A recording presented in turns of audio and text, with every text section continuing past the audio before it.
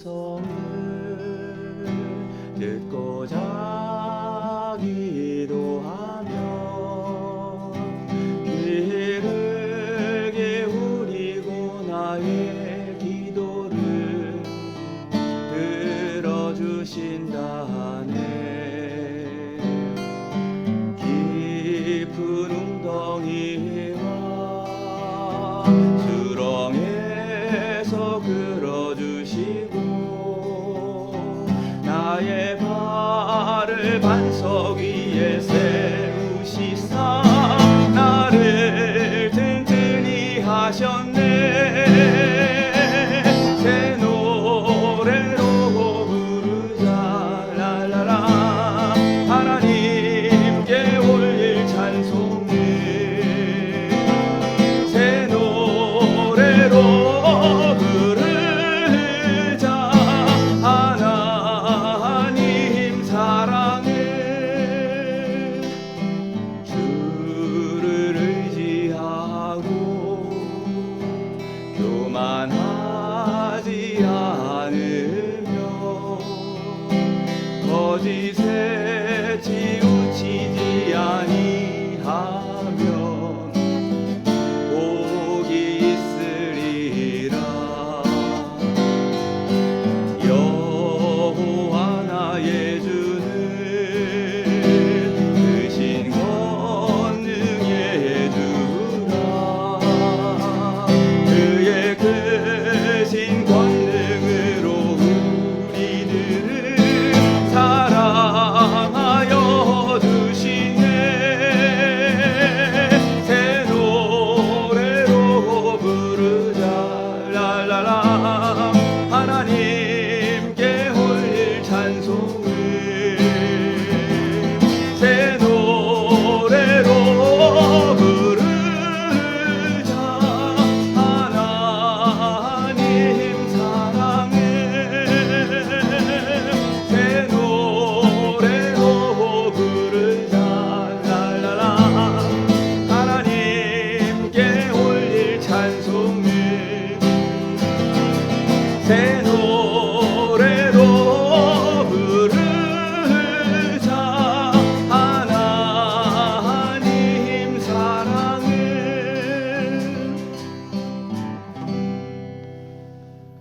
아멘. 다음은 뭘 정한다 그랬지? 때로는 너희 앞에. 우리 아들이 이제 저 군에 가기 전에 이제 내일 군에 가는데요. 한번 네가 노래를 정해서 불러봐라. 이제 그래서 이제 나름 이제 정해서 오늘 같이 옆에서 이제 해보는 겁니다. 때로는 너희 앞에. 이제 아는 분들은 좀 우리 저희 작은 아들 조한영이가 이제 내일 군에 가는데요. 잘 살아서 돌아오기를 그리고 안전하게 무사하게 또 군 복무를 잘 할 수 있도록 축복해 주는 마음으로 노래를 해주셨으면 고맙겠습니다. 때로는 너의 앞에 어려움과 아픔이 있지만 담대하게 주를 바라보는 너의 영혼, 너의 영혼 우리 볼 때 얼마나 아름다운지 너의 영혼 통해 큰 영광 받으실 하나님을 찬양. 오 할렐루야.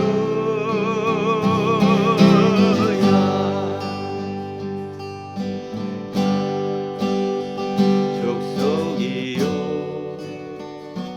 왕 같은 제사장이며 거룩한 나라 하나님의 소유된 백성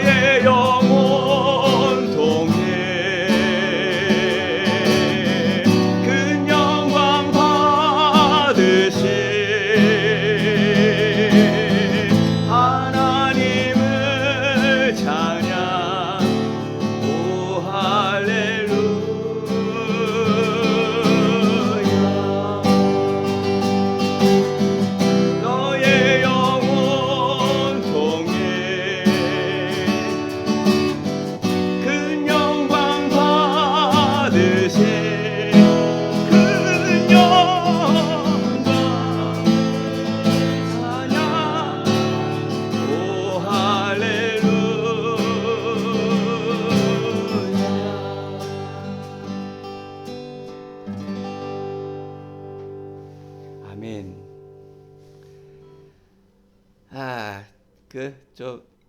제 아내는 또 이렇게 또 그런 멘트를 제가 하니까 얘기를 하니까 또 그냥 눈물이 나는 모양이네. 저도 노래하면서 생각해 보니 그거 참 그렇습니다. 나의 영원하신 기업. 아마 이제 제 아들이 노래를 선곡하면서 그 끝에 이제 나의 영원하신 기업을 넣은 것은 하나님만이 저의 영원하신 기업입니다. 제가 이제 이 노래 옛날에 이제 통일 찬송가 492장이죠. 그 신학대학 다닐 때, 종신대학 다닐 때 신학생 때 그 예배를 드리면 저희가 화수목금 이제 4일 매주 이렇게 4번 예배하거든요. 그 예배 때 교수님들이 많이 선곡했던 노래가 이 노래예요. 그러니까 우리들의 영원하신 기업은 주님이시다. 주님께서 우리의 모든 삶을 책임진다. 이제 이런 게 되겠죠. 나 영원하신 기업 생명보다 귀하다. 나의 갈 길 다가도록 나와 동행하소서. 주께로 가까이 주께로 가오니 나의 갈 길 다가도록 나와 동행하소서. 세상 부귀 안일함과 모든 명예 버리고 험한 길을 가는 동안 나와 동행하소서. 주께로 가까이 주께로 가오니 나의 갈 길 다가도록 나와 동행하소서. 어두운 골짝 지나가며 험한 바다 건너서 전국 문에 이르도록 나와 동행하소서. 주께로 가까이 주께로 가오니 나의 갈 길 다가도록 나와 동행하소서. 주께로 가까이 주께로 가오니 나의 갈 길 다가도록 나와 동행하소서.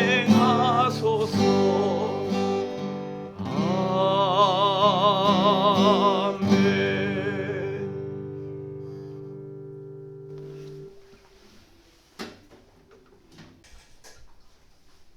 하나님께서 오늘 저희들에게 주시는 말씀은 누가복음 2장 8절에서 14절의 말씀이 되겠습니다. 말씀을 봉독하겠습니다. 그 지경에 목자들이 밖에서 밤에 자기 양떼를 지키더니 주의 사자가 곁에 서고 주의 영광이 저희를 두루 비추매 크게 무서워하는지라. 천사가 이르되 무서워 말라. 보라, 내가 온 백성에게 미칠 큰 기쁨의 좋은 소식을 너희에게 전하노라. 오늘날 다윗의 동네에 너희를 위하여 구주가 나셨으니 곧 그리스도 주시니라. 너희가 가서 강보에 쌓여 구유에 누인 아기를 보리니 이것이 너희에게 표적이니라 하더니 호련히 허다한 천군이 그 천사와 함께 있어 하나님을 찬송하여 가로되 지극히 높은 곳에서는 하나님께 영광이요 땅에서는 기뻐하심을 입은 사람들 중에 평화로다 하니라. 아멘.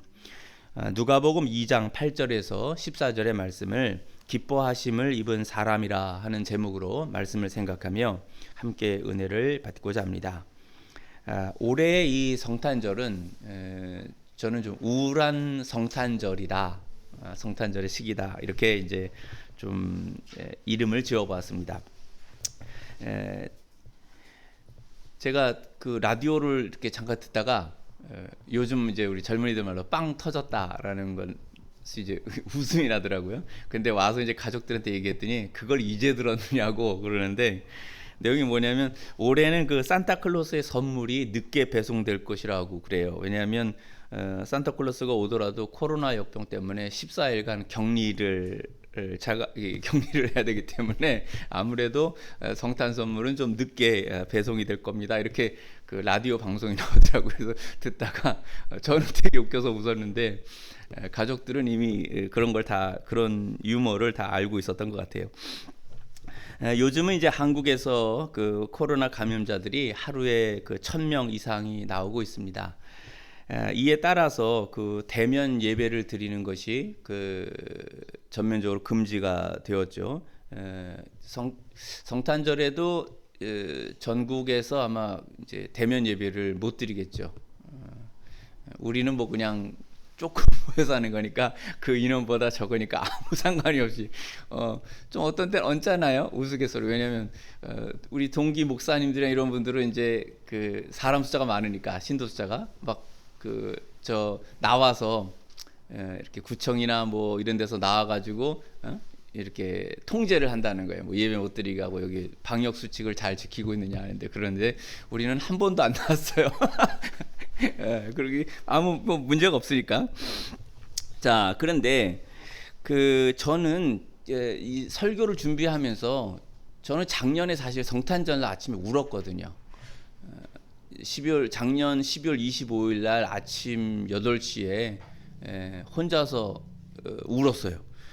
그 이유는 뭐냐면 중국에서 그 하나님을 뜻하는 말이 이제 쌍띠라고 하거든요. 하나님을 중국말로는 이제 쌍띠 이러는데, 중국 어린이들에게 이 쌍띠라는 말을 다 제거한다는 거예요.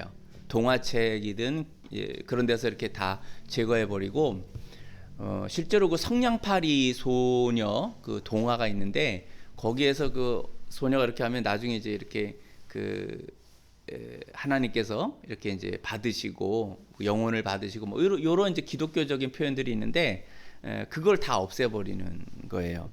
그리고 뭐 중학교 교장 선생님들이 모여서 그 중국 청소년들에게 그 이제 서양의 이런 기독교의 신, 서양 문화다, 이런 거가 우리나라 중국에 들어오면 안 된다, 뭐 이런 식으로 결의를 해서 그런 거를 뭐 성탄절이라든지 이런 것들을 가르치지 않기로 어느 지역 성에서 교장 선생님들이 결의를 했다, 뭐 이런 소리가 들리는 거예요. 그 소식을 이제 이렇게 선교사님들이 제게 전해 주셨는데,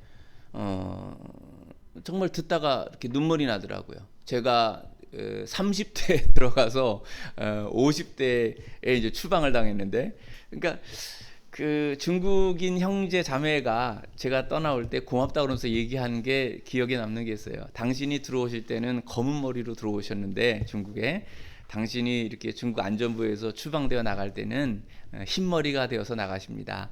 당신의 청춘을 우리 중국 기독교를 위해서 바쳤는데, 그런 말을 해줬어요. 그걸 감사하다. 당신의 인생의 가장 그 좋은 시절을 우리 중국 기독교를 위해서 바쳐주셨습니다. 이제 그런 말을 해줬어요. 그러니까 그 표현이 참 멋있더라고요. 그래서 그 말이 기억에 남고, 뭐 별로 그렇게 큰 일을 한 것도 없는데 늘 제 속에서 그래, 맞아, 나는 내 청춘을 거기다 바쳤지, 뭐 이런 생각을 혼자 그 말에 이제 감동이 되고 그러는데, 뭐 크게 일을 했든 작게 일을 했든 선교사로서 중국 선교를 위해서 했는데, 그 나라에서 그 중국 민족들이 이제 쌍띠라는 말을 어린이들에게 가르치지 못하도록 제거해 버린다라는 말을 작년에 듣는데, 그냥 제 처음이었을 거예요. 성탄절날 운 거는 무슨 감동을 받아 운 것도 아니고 마음이 아프니까 그렇게 눈물이 났었어요. 그런데 올해 이제 2020년이 되어서도 참 우울하게 한국에서 그 성탄절을 보내게 되네요. 이제 몇 가지 이유가 제게는 있어요, 개인적으로. 그런데 첫 번째는 뭐냐면 정치적인 면에서 좀 우울해요. 그 이유는 2019년서부터 그 조국이라는 사람을 법무부 장관으로 임명을 강행하는 그 문재인 대통령의 그 모습 속에서 당시에 국민 여론의 51%가 이 사람을 법무부 장관으로 하는 것은 부당합니다라고 여론이 나옴에도 불구하고 대통령이라는 분이 그 국민의 여론을 따르지 않고 당신의 진영의 사람들, 그때 한 30몇 % 정도가 조국을 법무부 장관으로 임명하는 것에 찬성합니다. 이제 이렇게 나왔었어요. 그런데 저는 사실 문재인 대통령을 지지했거든요. 표도 그분에게 드렸고, 그래서 잘 할 줄 알았어요, 대통령으로서. 그런데 그 국민의 51%가 반대하고, 제가 그 조국의 그 청문회를 다 아침서부터 저녁 12시 반까지 다 봤거든요. 근데 이 사람이 법무부 장관으로 적합하지 않다고 저도 보여져요. 그리고 더더군다나 법무부 장관이라는 사람이 당시에 얘기를 우리나라엔 사회주의가 필요로 합니다. 사회주의자입니다. 이런 이야기를 하는데 깜짝 놀랐어요. 그러니까 나라의 헌법이 자유민주주의와 자본주의와 개인주의를 나라의 그 법으로 근간으로 하고 있는데 그런 말을 법무부 장관이라는 사람이 하는 데 있어서는, 그러면 그 말은 뭐냐면 법무부 장관이 헌법에 명시한 것에서 벗어나는 그게 되고 사상이 그러하다라는 게 되거든요. 근데 그것을 대통령이 임명을 하는 걸 보면서 저 사실 깜짝 놀랐어요. 그러면서 마음에 대단히 이렇게 화가 나고 그런 것이 느껴졌어요. 그래서 거기서부터 이제 좀 정치에 제가 좀 이렇게 잘 모르는 사람인데 보다 좀 예민하게 그런 것들을 좀 보고 정치 경제 사상이 뭐냐라고 하는 것을 좀 더 연구하면서 좀 보게 되었어요. 그래서 그 이후에 또 보는 것은 뭐냐면은 울산시장 선거에 청와대가 개입되어 있다는 의혹이 그 수사에서 나오고 있는 것을 보았고, 또 월성 원자력 발전소를 부당한 방법으로 폐기해 나가고 있다라는 것이 또 검찰 수사에서 나타나는 것을 보게 됩니다. 이러한 것을 윤석열 검찰총장이 이렇게 수사를 하니까 이유는 다른 것에 판사들을 이렇게 감찰했다라는 것을 이야기를 하고 있지만 이렇게 청와대나 문재인 대통령의 문제에 대하여서 수사를 하는 것에 대하여서 윤석열 검찰총장을 이제 그 자리에서 물러나게 하려고 하는 모습으로 보이는 거예요. 이 일을 위하여서 추미애를 법무부 장관으로 임명하여서 수많은 몰상식과 이성이 없는 그런 어떻게 보면 정말 야당 원내대표가 그런 말을 하죠. 광인으로 연기를 하는 거냐, 추미애 법무부 장관이 미친 사람처럼 지금 연기를 하는 거냐. 그러는데 나중에는 이 미친 사람이 연기가 아니라 진짜 미친 사람 같다라고 얘기를 하죠. 그 정도의 말이 나올 정도로 상식이 없는 어떤 모습들이 법무부 장관이 검찰총장에 대하여서 말과 행동과 또 이제 제거하려고 하는 그런 모습들 속에서 국민이 볼 때는, 그러니까 그쪽을 지지하는 분들이 볼 때는 뭐냐면 그게 대단히 잘한다라고 보겠지만 일반적인 상식에서 중도적인 사람들이 볼 때 이거 문제가 있다라는 것이 느껴지는 거죠. 저쪽 야당을 지지하는 사람들이 볼 때는 진영으로 해서 그런다 하지만 중간에 있는 사람들이 볼 때도 이거는 이상한 모습이다라고 하는 것들이 나타나고 있어요. 게다가 윤미향이 위안부 할머니들을 이용하여 마치 앵벌이처럼 돈을 착취하여 재판을 받고 있음에도 불구하고 국회의원이 되어서 더불어민주당의 국회의원이 되어서 활동하고 있는 점, 또 안희정 충남도지사와 박원순 서울시장, 오거돈 부산시장 등 우리나라의 서울시장과 부산시장이라는 것은 우리나라 한국의 첫 번째 도시고 두 번째 도시가 서울, 부산인데 여기에서 더불어민주당에 속한 그런 시장들이, 그리고 충청남도 도지사가 성의 스캔들을 일으켜서 물러나기도 하고 재판을 받기도 하고 심지어는 자살을 하기도 하는 이런 모습들이 나타나고 있습니다. 권력을 이용하여서 이와 같은 부정과 부패와 그리고 법을 어겨가면서까지 어떤 권력을 함부로 휘두르는 이런 전행들이 마치 코로나 바이러스만큼이나 저의 마음을 우울하게 하는 그런 그 모습으로 올해 작년서부터 시작을 해서 올해 이렇게 나타나고 있습니다. 경제적인 면에서도 우울한데요. 주택 문제를 자본주의의 순리에 따라서 두어야 하는데 이게 자본주의 나라이기 때문에 헌법이 명시하고 경제 체제를 그렇게 정한 것입니다.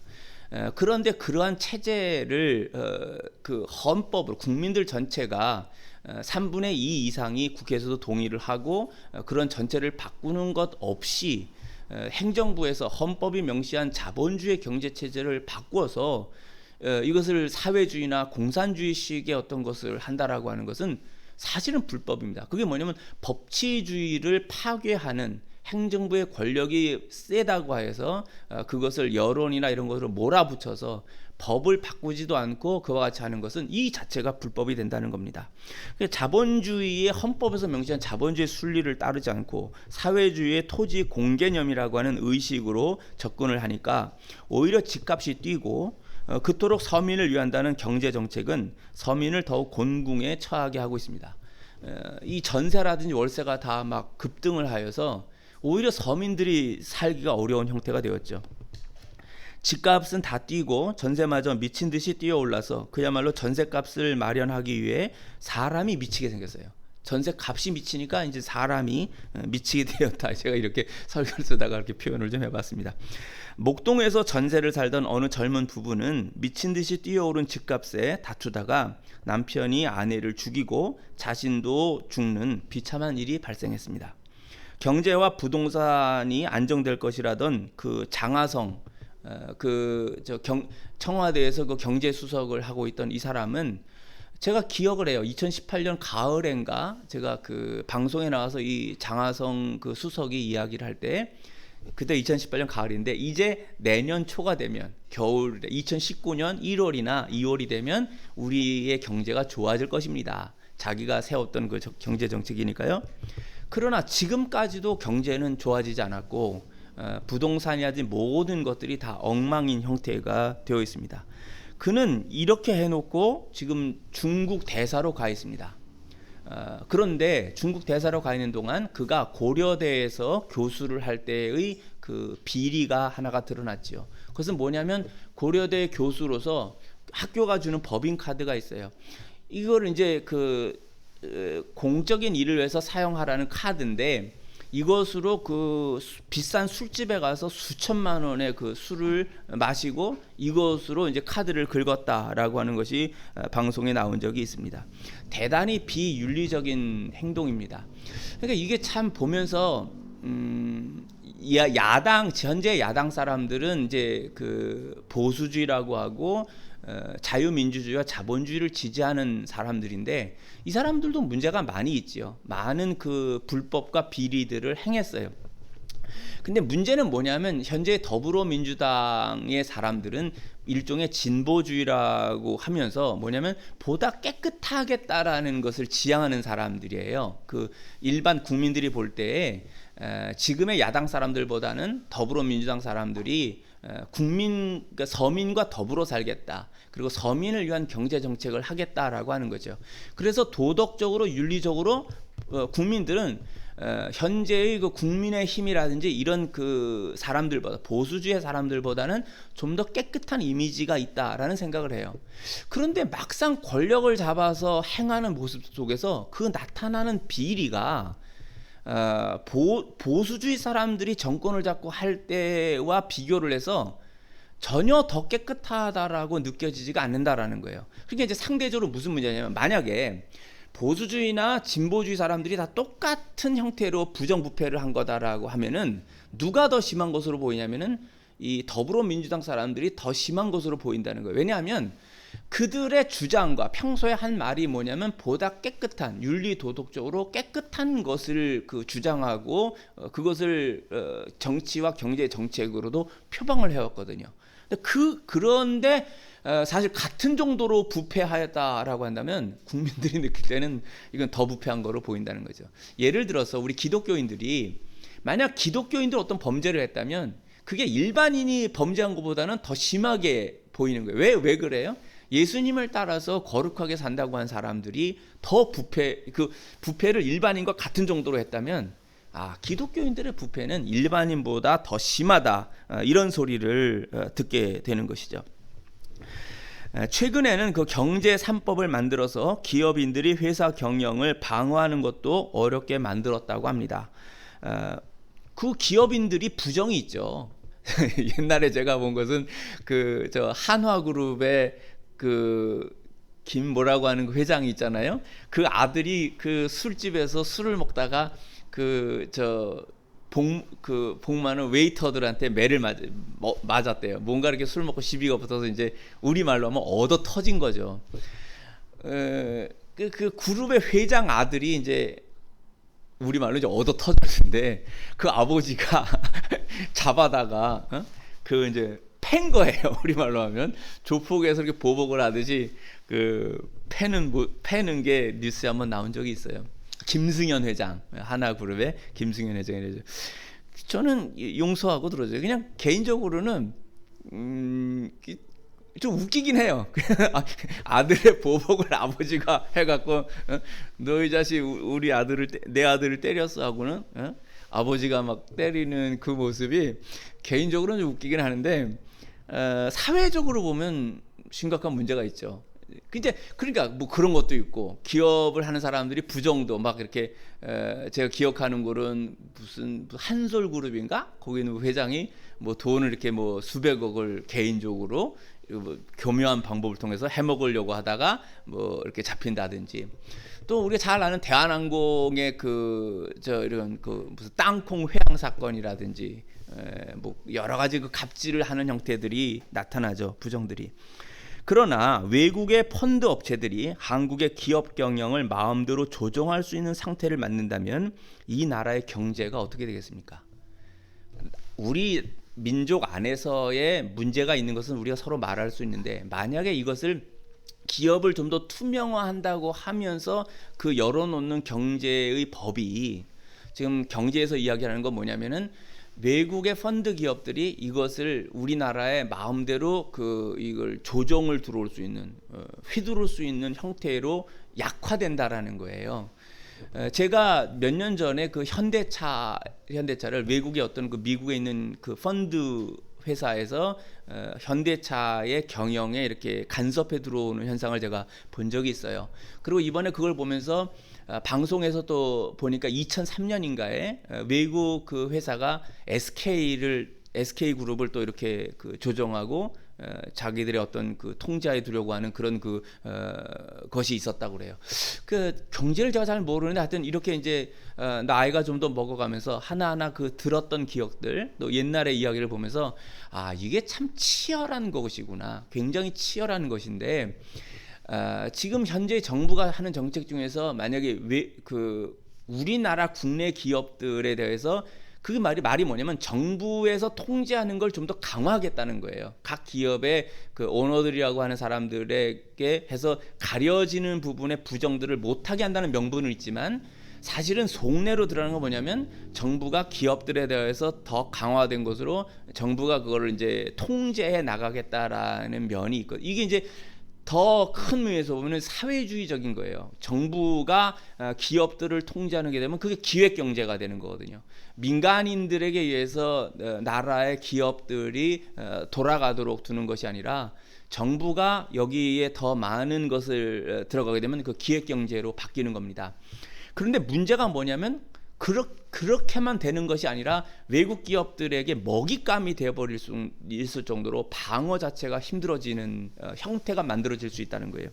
그러니까 이런 염려들을 다 보고 한국이라고 하는 안에서 이 경제를 정부가 어떻게 보호할 거냐라는 차원과 부정을 가능한 한 줄여나가는 것을, 이 전체를 고려하여서 법을 만들어야 되는데, 그런 형태가 아니라 외국에게 노출되고 우리의 경영권 방어라든지 우리의 이익이 약화되는 형태가 되면서까지 정부가 자기들의 의도하는 바를 한다면 그건 손실이 나는 거거든요. 이런 전체적인 차원을 생각하지 않는다면 그건 나라를 지도하는 정치와 경제를 통하여서 국민들 전체를 위해서 가는 것에 문제가 있다고 할 수밖에 없습니다. 그래서 이제 이러한 것이 이제 나오고 있고요. 그래서 또 하나는 이제 그러니까 그런 걸 우리가 이제 매국노적인 정책이다라고까지 심하게도 이야기를 할 수 있어요. 이게 나라를 팔아먹는, 국민들은 알지 못하는데 내면에서는 정말 나라를 팔아먹는 그러한 모습까지도 나타난다라고 할 수 있습니다. 그 다음에 경제에서 또 하나 뭐냐면 우리나라는 원자력 발전을 할 수밖에 없는 상황이라고 저는 생각해요. 전기를 싸게 공급할 수가 있는 거죠.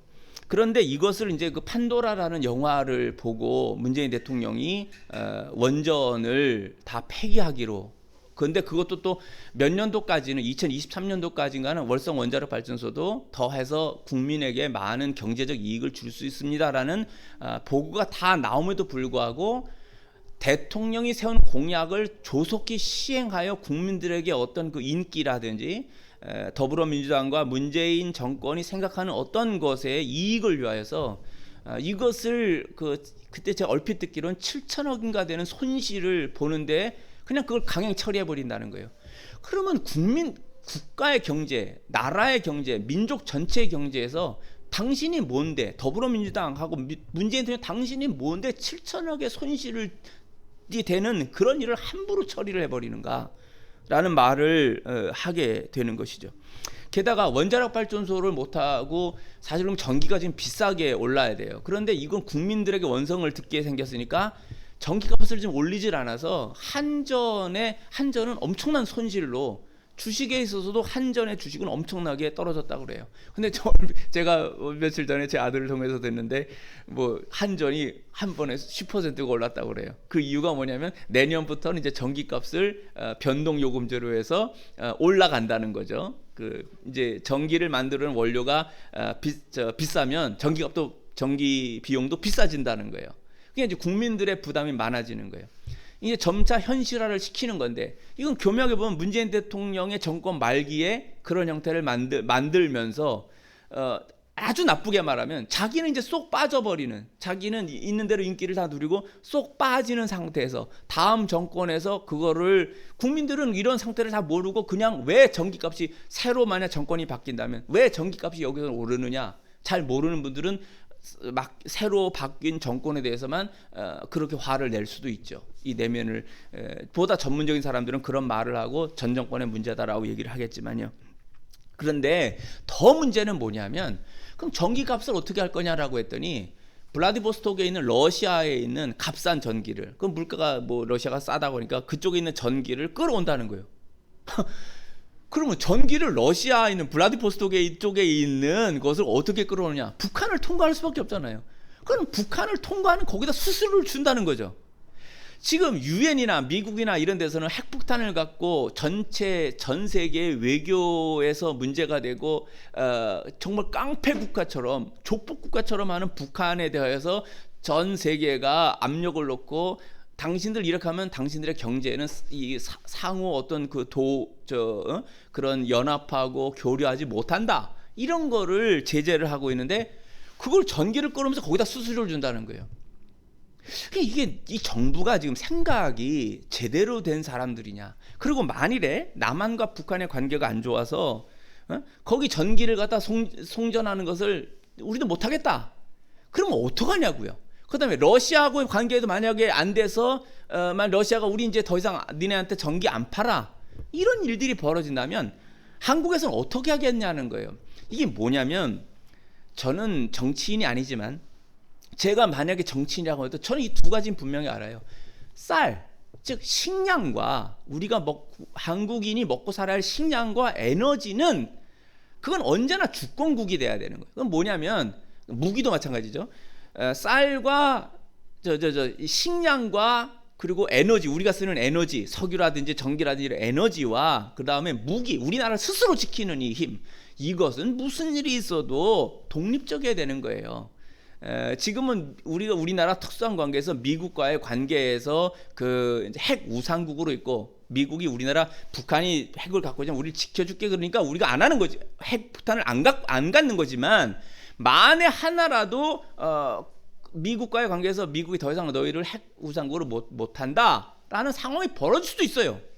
아주 동맹관계 좋지만, 만일에도 그런 상황이 되면 우리 민족 스스로가 뭐냐면은 한국이 핵폭탄을 가져야 되는 거예요. 상대가 갖고 있는데 우리가 안 갖고 있으면 어떻게 하냐는 말이에요. 기본이란 말이에요. 그러니까 식량과 에너지와 무기라는 것은 그 나라 국가가, 정부가, 민족이 하나의 나라를 이루어서 사는 것에서는 가장 기본이 되는 생각인 거예요. 그 원리를 언제든지 깰 수 없어요. 정치인이라고 하면, 나라를 지도하는 사람들은 이걸 반드시 갖고 있어야 돼요. 그 생각을. 그런데 그걸 원자력을 안 하고 전기를 그렇게 끌어온다면, 원자력은요 전기를 생산하는 발전만이 아니라 우라늄을 갖다가 분열시켜서 그 전기 에너지를 쓰고 나면 그 플루토늄이라는 게 나와요. 이 플루토늄이라고 하는 것이 바로 원자폭탄의 원료가 된단 말이에요. 우리는 아까 말한 대로 미국의 핵 우상국 속에서 미국이 우리를 그 핵의 위협으로부터 지켜줄 거지? 지켜준다. 그러니까 그 약속을 믿고 안 해요. 그러나 아까 말한 대로 언제 어떻게 될지 모르는 상황 속에서는 당장이라도 핵폭탄을 만들어낼 수 있는 기술을 항상 보유하고 있어야 되고, 그럼 원자력 발전소를 돌리고 있다가 미국이 그런 게 안 된다라면 우리들 자체 내에서 플루토늄이 생산된 것을 가지고 핵폭탄을 바로 만들어야 되는 거예요. 그래야 어떠한 외적으로부터도 대한민국을 보호하는 것이 된단 말이에요. 그런데 더 기가 막힌 거는요, 우리나라의 원자력 발전소들은 없애고 북한에다가 원자력 발전소를 세워주겠다는 거예요. 이런 미친 사람들이 어디냐고요. 이런 표현을 제가 가능한 안 쓰려고 하고 설교를 해야 되는데, 생각이 이거는 제대로 된 정신의 사람들이 아닌 것 같아요. 이게 진짜 정신병자의 정부지, 이것이 어떻게 대한민국을 이끌어가는 사람들의 모습이란 말이에요. 북한인을 우리가 미워하는 건 아니에요. 북한은 언제든 빨리 통일을 해야 되고 우리 민족이 함께 해야 되는 거죠. 그러나 공산주의 사상을 가지고 그 정권을 이끌어가는 사람들은 반드시 타도되어야 되고 제거되든지, 아니면 그들이 백기를 들고 우리가 빨리 흡수를 해야 되는 거예요. 그들이 항복한다, 함께 하자라고 한다면 한국의 자본주의와 자유민주주의와 개인주의 체제로 흡수를 해서 우리의 것으로 삼는 게 좋은 거고, 그들이 끝까지 저항한다면 그 정권은 타도를 해야 되는 거예요. 그래야 나머지 북한 우리 동포가 함께 할 수 있는 일이 속히 오는 것이라 이거예요. 그 일을 위해서 그들은 근데 뭐라고 그래요? 핵폭탄을 갖고 언제든지 서울을 불바다로 만든다고 위협을 하잖아요. 이런 소리를 듣고도 가만히 있느냐고요. 나라의 주권이라고 하는 것, 저쪽은 우리에게 6.25 전쟁을 일으켰던 사람들이에요. 300만 명이 도합해서 300만 명이 죽었어요. 이러한 그 시간이 많이 지났다서 저는 6.25 세대가 아니어도 그걸 생각하는 거예요. 민족의 역사를 생각하면 그걸 항상 생각하고 있는 거예요. 민족이 민족을 향해 총뿌리를 든 사람들이 그 사람들이에요. 그 정권이 김일성, 김정일, 김정은으로 이어지고 있어요. 그들이 그 생각을 계속 갖고 있는 거는 그건 반드시 타도되어야 되는 거예요. 그리고 그 우리 동포들을 구하고 민족 전체가 더불어서 잘 살 수 있는 방안이 여기 자본주의와 자유민주주의 있는 거지, 북한의 공산주의 그 김일성 왕조와 같은 체제에서 잘 사는 게 아니란 말이에요. 만일에 그들이 더 잘 살았다면 우리는 그거 동의할 수 있어요. 체제를 벌써 이렇게 오래 했는데 너희들의 체제가 더 잘 사는구나, 사회주의 체제가 공산주의 체제가 더 잘 사는구나 한다면 대한민국에서 국민들이 헌법을 바꾸는 거예요. 그럴 수 있어요. 더 잘 살고 민족이 더 잘 되는 것이 북한이 더 잘 되고 있다면 당연히 우리는 그렇게 함께 가야죠. 그럴 때 만약에 남한에 있는 정권들이 잘못하고 있는 거라면, 그들을 막 막고 있다면 오히려 남한에서 그 민족이 번영하고 제대로 가는 것을 못하는 거에서 타도를 해야죠. 오히려 그래야 민족이 제대로 되는 거 아닙니까? 그 정도 이야기를 하고요. 백신에 관한 걸 이야기합시다. 통일부 장관 이인영은 백신이 들어오면 북한에도 나누어 줘야 한다는 말을 했는데, 지금 알고 보니 정부는 어떠한 백신도 준비해 놓지 못하고 있는 상황이에요. 않고 있는 건지 못하고 있는 것인지. 외국에서는 백신을 맞는다고 감격해하고 있는데 우리는 하루에 1,000명이 넘는 감염자가 발생하고 병실이 없어서 며칠 전입니다. 582명의 환자가 집에서 대기하다가 죽는 경우가 발생하고 있다고 합니다. 타이완과 베트남은 초기에 강력하게 조치하여서 현재 하루에 1명 정도의 감염자가 나오는 정도라고 합니다. 한국이 타이완이나 베트남보다도 못하여 오늘날 이런 지경에 이른 것인가? 원래 저의 생각은 초기에 강력하게 2주 정도를 통제하여서 감염자를 찾아내고 한국은 코로나 청정지역으로 선포해야 한다고 저는 보았습니다. 제가 중국에서 선교사로 있다가 와서 그런지 중국에서 2003년에 그 사스라고 하는 게 발생했을 때요. 그 대단해요. 그 사람들은 뭐가 발생하면요, 그냥 다 코호트 처리라는 그냥 다 봉쇄해 버려요. 다 봉쇄해서 더 전염되지 못하게. 아파트 단지에서 발생하면 아파트 단지 전체를 다 봉쇄해 버려요. 먹는 것만 갖다 집어넣어 주고 봉쇄를 해버리고 거기서 완전히 다 진단해서 없어지도록 이렇게 만드는 걸 취합니다. 우리나라가 저는 그러니까 그런 모습을 봐서 그런지 저는 우리 동창 목사님들 중에는 뭐 이제 그러면 안 된다고 하는 분들도 있었지만 저는 강력하게 주장을 해서 제가 그때는 좀 이상한 사람으로 보였죠. 근데 저는 그렇게 생각해요. 초기에 아예 발생했을 때 2주만 그때 모든 외국인 들어오는 거 다 공항 다 막아버리고 들어오는 사람 말 들어오게 되면 그것을 다 진짜 검사해서 코로나 격리하고 그때부터 다 격리하고. 근데 지금 기억하는 게 뭡니까? 중국에서 발생했는데 중국에서 들어오는 사람들을 그냥 받아들였어요. 우리나라에서. 정말 미친 거 아니에요?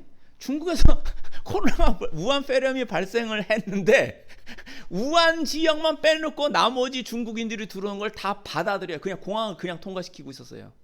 이건 미친 사람들이 아니고는 그렇게 해서 다 퍼져가지고 중간에 무슨 K방역이니 여러 가지를 다 하는데 대통령이 무슨 말만 하고 나면 그 다음에 또 퍼지잖아요. 또 오히려 더 많이 퍼지고 이런 모습들이 몇 번이 나왔었습니다. 그리고 지금은 이제 1,000명이 넘는 상황으로 백신도 없는 상황에서 우리는 아직 안 걸렸으니까 모르는데 제가 그걸 봤어요. 그거 코로나 걸려가지고요 있는데 병실도 못 들어가고 집에서 있다가 노인분들이 죽는 거예요. 그걸 보는 가족들은 어떻겠어요? 내 가족이 그게 걸려서 내 할머니가, 내 할아버지가, 내 부모님이 그거 걸려가지고 병원도 못 가고 죽는 거를 보는 상황이 지금 나타나고 있거든요. 얼마나 원망을 하겠느냐고요. 그 정부에 대하여서. 공수처 문제를 말씀드리겠습니다. 내년에 가장 큰 문제가 될 것은 현재로서 볼 때는 공수처입니다. 제가 볼 때는 이것은 이제 공수처라는 말이 그 공수병하고 비슷하죠. 그래서 미친 개에게 물리면 생긴다는 그 공수병하고 같은 체제가 아니냐, 공수병 같은 체제가 아니냐는 생각이 들어요.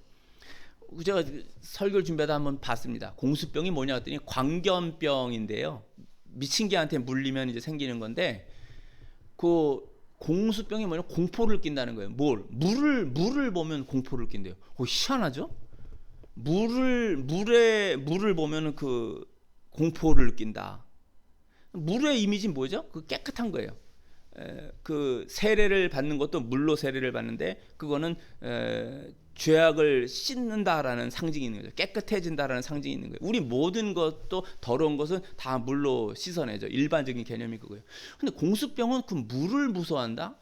굉장히 사탄적인 악마적인 그런 모습이 있어요.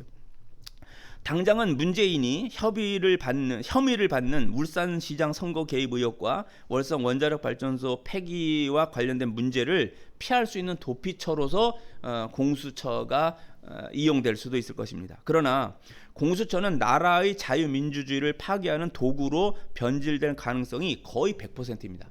그거를 통제할 수 있는 수단이 없습니다. 지금 검찰도 그걸 못한 데서 검찰 조직의 권력을 와해시키기 위해서 공수처를 만든다고 하는데 공수처를 막을 수 있는 방법이 없어요. 현재 나오고 있는 그 법률의 조치를 보면요.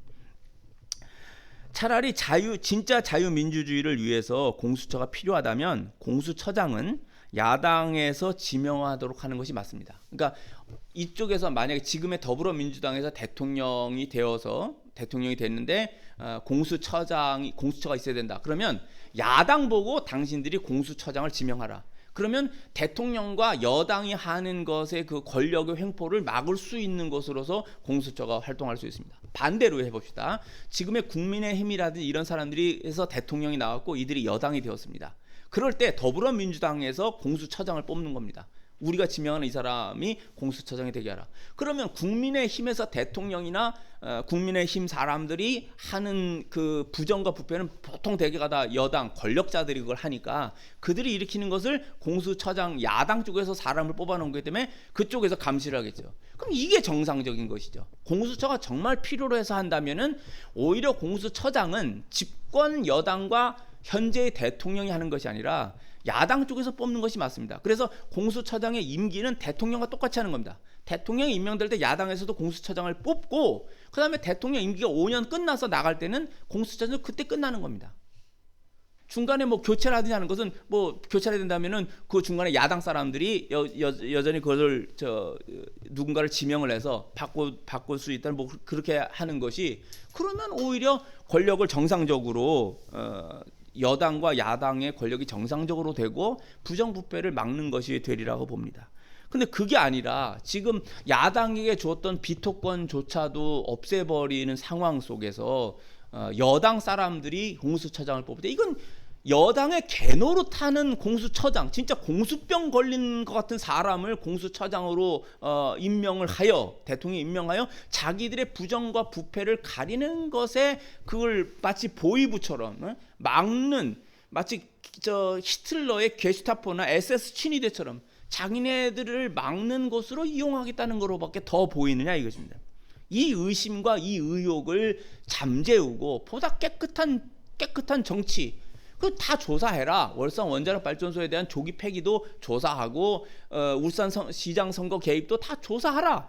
검찰의 오히려 그렇게 해주는 게 깨끗한 거 아니에요. 그 문제가 없는 것이라고 한다면 더불어민주당과 문재인 정권이 깨끗한 거라면 그렇게 하는 것이 국민들의 의혹을 없애고 그걸 문재인 정권과 더불어민주당을 지지하는 사람들에게도 그 친형의 사람들에게 이게 깨끗한 정치를 하고 있다는 걸 보여주는 거 아닙니까? 그것을 하지 않으면서 자기 진영 무조건 옹호하는 이런 미친 생각들을 갖고 이걸 정치라고 하면서 이런 사람들이 정치 경제를 운영하면서 나라를 이끌어갈 때 이게 도대체 어떻게 되겠느냐라는 거예요.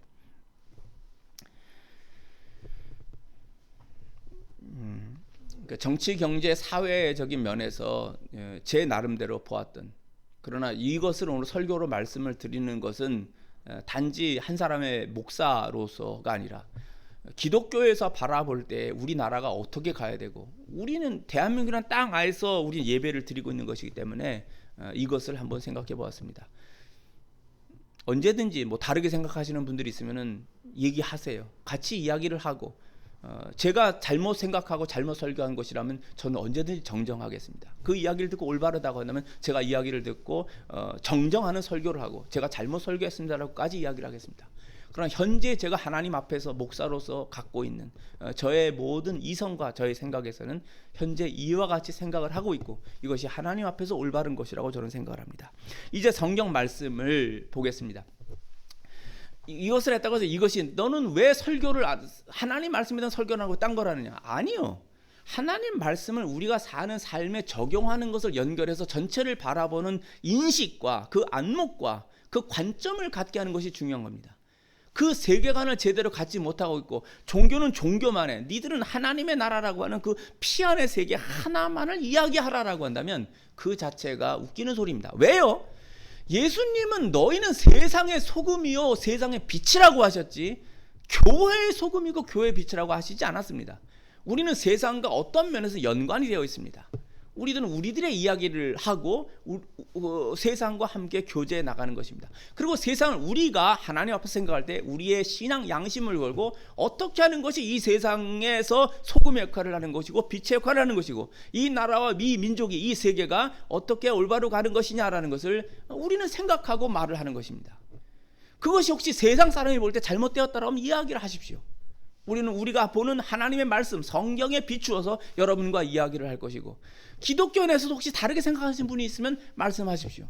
저는 언제든지, 그리고 우리 모든 신자는 언제든지 그것을 우리의 모든 마음을 열고 이성과 상식과 하나님이 주시는 그 안에서, 의식 안에서 우린 서로 이야기할 수 있을 것입니다. 오늘 본문에서 기뻐하심을 입은 사람들이 나옵니다. 예수님이 탄생하실 때 이 소식은 목자들에게 가장 먼저 전해졌어요. 목자들은 대개 가난한 사람들입니다. 누가복음은 가난한 자와 여성들을 많이 배려하여서 그 누가복음과 사도행전 안에 기록을 해놓고 있습니다. 가난함에도 여러 종류가 있습니다. 가난하여도 사람다움을 지키는 사람들이 있고요, 사람다움을 버린 사람도 있어요. 가난해졌기 때문에 양심도 버리고 이성도 버리고 마음도 버리고 수단과 방법을 가리지 않고 비열해도 좋다 이렇게 생각하는 그런 사람들도 있습니다. 그러나 그걸 지키고 있는 사람들도 있죠. 가난해도 사람다움을 지키는 가난한 사람들이 있어요. 그럼 부자들도 마찬가지예요. 탐욕에 물들어서 사람다움을 버린 사람들도 있습니다. 예수님의 탄생 소식을 듣고 예수님께 나아가 성육신의 하나님을 본 사람들은 복이 있습니다. 그들은 하나님으로부터 선택을 받은 것입니다. 본문에서 중요하게 볼 것은 이렇게 선택을 받은 목자들과 또 10절에서요, 온 백성에게 미칠 큰 기쁨의 좋은 소식에서 이 백성들, 그 소식을 듣는 백성들은 주님께 선택을 받은 거죠. 그리고 14절에서도요, 땅에서는 기뻐하심을 입은 사람들 중에 평화로다라는 말씀이 있습니다. 이 세 부류의 사람들, 천사로부터 예수님의 탄생 고지를 받은 목자들과 그리고 온 백성에게 줄 그 기쁨의 소식, 그리고 14절에서 기뻐하심을 입은 사람들 중에 평화라고 할 때 기뻐하심을 입은 사람들, 이 세 부류는 하나님에 의하여 선택을 받은 사람이라 이렇게 볼 수 있습니다. 그런데 온 백성이라고 해서 땅의 모든 사람을 이야기하는 것이 아닙니다. 이것은 14절에서 땅에서 기뻐하심을 입은 사람들이라고 다시 정확하게 정의를 내리고 있어요. 목자들은, 그때 천사로부터 들은 목자들은 그 소식을 들은 목자라는 걸 알 수 있죠. 이건 선택을 받은 거예요, 하나님으로부터. 그런데 10절에서의 그 온 백성과 14절에서 땅에서 기뻐하심을 입은 사람들, 이제 이것을 봐야 되는 거예요. 구세주의 탄생이 정말 모든 사람에게 기쁜 소식입니까? 북한의 김정은에게 예수님의 탄생, 이제 12월 25일에 예수님의 탄생은 김정은이가 우리의 구세주가 탄생하셨습니다 하고 기뻐할까요? 북한 사람들, 예수님을 모르는 대다수의 그 사람들이 예수님의 탄생일을 절기로서 이렇게 홀리데이, 아주 그 거룩한 날로 해서 하루를 쉬거나 그렇게 하나요? 그러지 않습니다. 우선 다른 종교에 속한 사람들은 예수님의 탄생을 좋아하지 않고 무관심할 겁니다. 불교에서 이걸 축하한다고 하지도 않을 거고, 또 이슬람교에서 예수님의 탄생을 축하합니다 그러지도 않겠죠.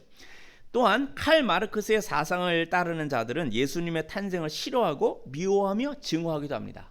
제가 중국에서 선교할 때 성탄절날 12월 저는요 처음에 갔을 때 2000년에 사실은 약간 놀란 게 뭐냐면, 왜 12월 25일 안 놀지? 안 놀아요. 중국은 25일 날 근무합니다. 학교 다 갑니다. 12월 25일 날. 그리고 우리는 이제 12월 말쯤 되면은 학생들이 방학을 하는데, 걔네들은 1월 초까지 학교 다녀요. 1월 초가 돼야 방학을 해요. 그러니까 12월 25일 날 평일이면은 학생들도 학교 갑니다. 회사 다 출근하고 다 일해요. 그래서 2020년에 진짜 어색했어요. 성탄절날 안 놀아요. 한국에서 노는데 중국에서는 안 놀아요. 그래서 느꼈어요. 이게 사회주의 나라구나. 하나님을 안 믿는 나라에서는 이날 안 노네. 그게 달랐습니다. 근데 우리나라는 재밌는 나라예요. 왜냐하면 성탄절도 놀고 또 어떤 날도 놀아요? 부처님 오신 날, 음력 4월 초파일에서 되게 5월 달에 있는데 그날도 놀아요. 그러니까 종교에 있어서 굉장히 관용적인 나라예요. 그리고 그걸 또 서로가, 한국인들이 굉장히 진짜 좋은 민족이에요. 그런 면들이 다른 나라 같으면 엄청 싸우거든요. 그런데 또 4월 초파일 해도 또 우리 기독교인도 다 또 같이 놀고 이쪽 또 성탄절에도 또 불교 신자들도 다 같이 놀고 다 그걸 그냥 이렇게 상대적으로 인정해주는 좋은 게 있어요. 근데 이 정치에서 이거를 이렇게 진영 논리를 만들고 이렇게까지 갈라지게 만드는 이 정치인들이 진짜 나쁜 사람들이에요. 이 진짜 회개해야 돼요. 그 정치인들 이렇게 쫙 갈라놓는 이런 형태를 만드는 것이 아주 안 좋은 거예요. 제가 오늘 방송에 하나 봤는데 이건 설교 준비하지 않았습니다만 경상남도 어딘가에요. 우리나라 역사에 보면은 우리가 이제 말하면 빨갱이지. 공산당 사람들이 그 지역을 이제 그 지역의 사람들 가운데 공산당을 지지하는 사람도 나오고 자본주의를 지지하는 사람도 나왔나 봐요. 그런데 그 동네 사람들이 그 이제 일제 시대 때부터 벌써 이 공산주의 사상에 물들은 지식인들이 있었죠. 그런데 자기 동생이 이제 우리 말로는 빨갱이에요. 이제 공산주의예요. 그리고 형은 이제 자본주의 쪽에 있고 그런데도 동생이 그걸 얘기하는데 그게 우리나라와 우리 민족을 더 좋게 한다고 네가 생각한다면 그럴 수도 있겠다라고 이렇게 관용을 한 거예요. 그러니까 동네 사람 전체가 누가 빨갱이라서 죽이지도 않고 누가 자본주의자라고 해서 나중에 6.25 때에서 다 들어올 때도 그거를 안 죽이는 거예요. 그 동네 사람 서로가 다 안 죽이고 다 같이 있었던 거예요. 그러니까 원수가 없는 거예요. 누가 뭘 했다고 해서 이 기회에 나에게 갑질했던 누구를 죽이고 뭐 이런 일들이 그 동네에서는 일어나지 않았대요. 그 내가 보면서 그 참 좋았어요.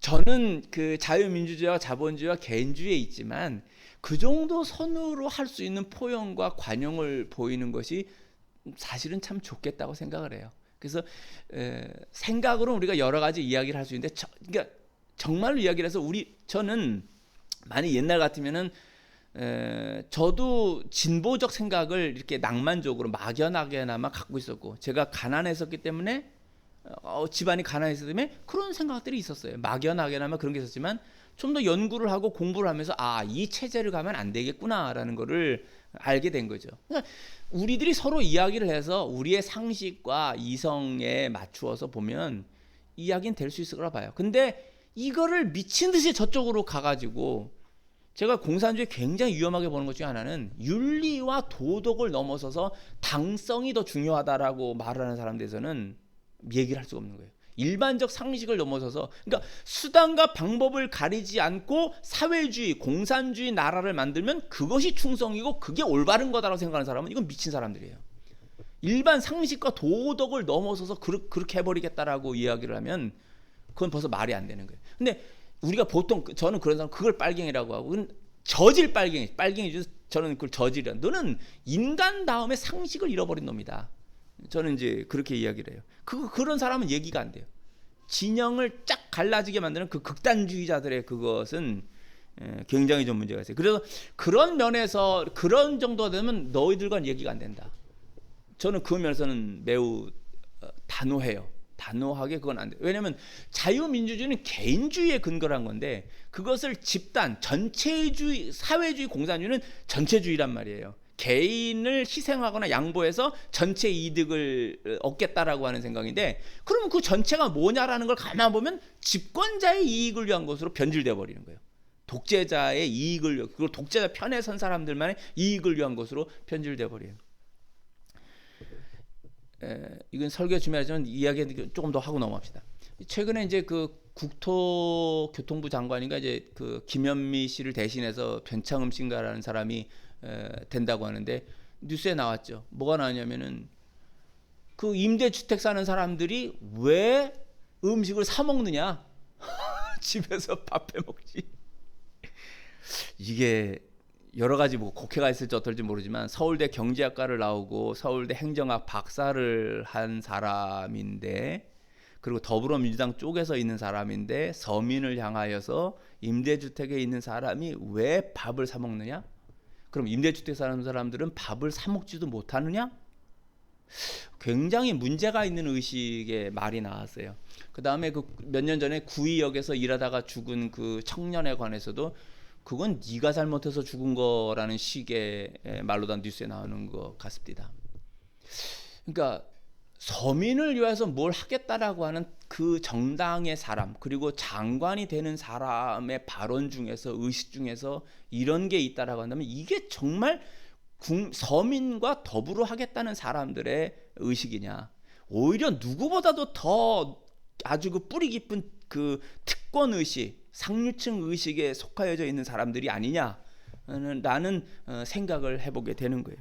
그러니까 대개 공산주의, 사회주의 한다고 하면서 제가 생각하는 진짜 빨갱이라고 하는 것은 뭐냐면, 진짜 자기도 가난하고 어렵게 살면서 인민과 더불어 살겠다고 하는 사람들의 그런 생각을 끝까지 평생을 갖고 있는 분이라면 전 존경해요. 자신의 사상에 대해서 자기 삶 전체를 들여서 비록 방향을 잘못 잡은 거지만 그걸 고집스럽게 밀고 나갈 수 있을 정도의 삶의 모습이 있다면, 당신은 나와 방향을 다르게 잡고 있지만, 나와 정반대의 극단의 방향을 잡고 있지만 전 당신을 존경할 수 있습니다 라고까지 이야기할 수 있어요. 근데 아주 나쁜 놈이라고 하는 건 뭐냐면, 말은 그렇게 하고 속으로는 전혀 그렇게 하지 않는 놈들이 많을 때, 그러면서 그걸 무리를 지어서 그것으로 권력을 쟁취하고 그것으로 이중적이고 위선적이고 한 모습을 비칠 때, 도대체 니들은 뭐냐? 라는 말을 하게 되는 거예요. 자, 다시 저 성경 본문의 것을 보십시다.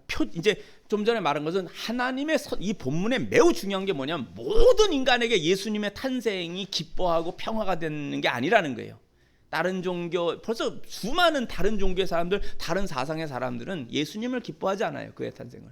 진짜 예수님의 탄생을 기뻐하는 사람들, 예수님이 구세주이심을 아는 것, 그것이 하나님의 뜻에, 하나님에 의하여서 예수를 믿게 된 자들이라는 거예요. 세 번째는 표적입니다. 예수님은 탄생하셨을 때 강보에 쌓여서 구유에 누이셨습니다. 이것이 표적이 된다고 했습니다.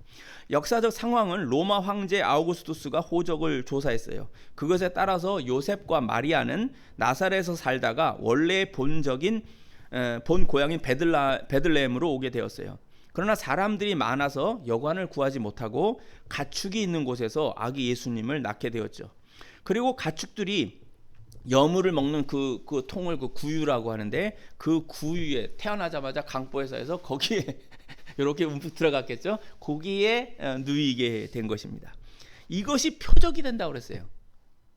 아기가 태어나서 강보에 쌓여서 구유, 우리 이제 보통 말구유라고 이제 구유에 누이게 된 이 아기가 표적이다. 그래서 가난한 목자들이 그 소식을 듣고 가서 구유에 누인 아기를 보고 이분이 세상을 구원하는, 하나님께서 택하신 자들을 구원하는 메시아다라고 하는 것을 믿고 경배를 하게 됩니다. 근데 이것이 왜 표적일까요?